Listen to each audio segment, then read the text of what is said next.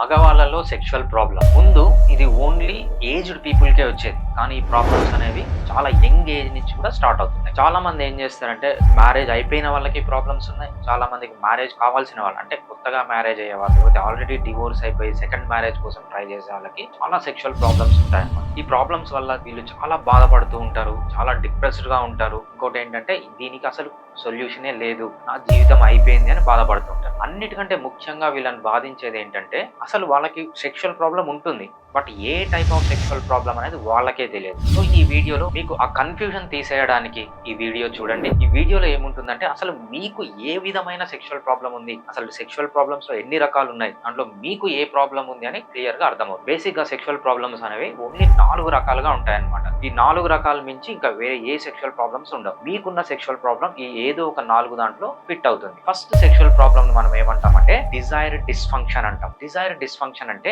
కోరికనే లేకపోవడం, అంటే మీ పార్ట్నర్ తో మీరు సెక్స్ ని ఇనిషియేట్ చేయకపోవడం, లేకపోతే మీ పార్ట్నర్ సెక్షువల్ గా మిమ్మల్ని ప్రేరేపించినా మీరు దానికి రెస్పాండ్ కాకపోవడం, అంటే టోటల్ గా మీకు ఆ ఆసక్తి లేకపోతే ఆ డిజైరే లేకపోవడాన్ని ఫస్ట్ సెక్షువల్ ప్రాబ్లం అంటాం అనమాట. సెకండ్ సెక్షువల్ ప్రాబ్లమ్ ని మనము అరౌజల్ డిస్ఫంక్షన్ లేకపోతే ఫుల్ గా మగవాళ్ళలో ఎరెక్టైల్ డిస్ఫంక్షన్ అంటాం అనమాట. అసలు ఎరెక్టైల్ డిస్ఫంక్షన్ అంటే ఏంటి అంటే సెక్స్ చేయాలని కోరిక ఉన్నా కూడా వీళ్ళకి ఏమవుతుందంటే పెన్నిస్ అనేది పొడువుగా కాకపోవడం, గట్టిగా కాకపోవడం, కావాల్సినంత హార్డ్నెస్ లేకపోవడం, ఇది సెకండ్ ప్రాబ్లం. దీంట్లోనే ఇంకో వెరైటీ ఏంటంటే సెక్స్ ఇనిషియేట్ చేసినప్పుడు బాగా హార్డ్ గా గట్టిగా ఉంటుంది, but middle of the sex మీకు సాటిస్ఫాక్షన్ కాకముందు, మీ పార్ట్నర్ కి సాటిస్ఫాక్షన్ కాకముందు పెన్నిస్ అనేది మళ్ళీ డౌన్ అయిపోవడాన్ని second type of sexual problem అంటాం అనమాట.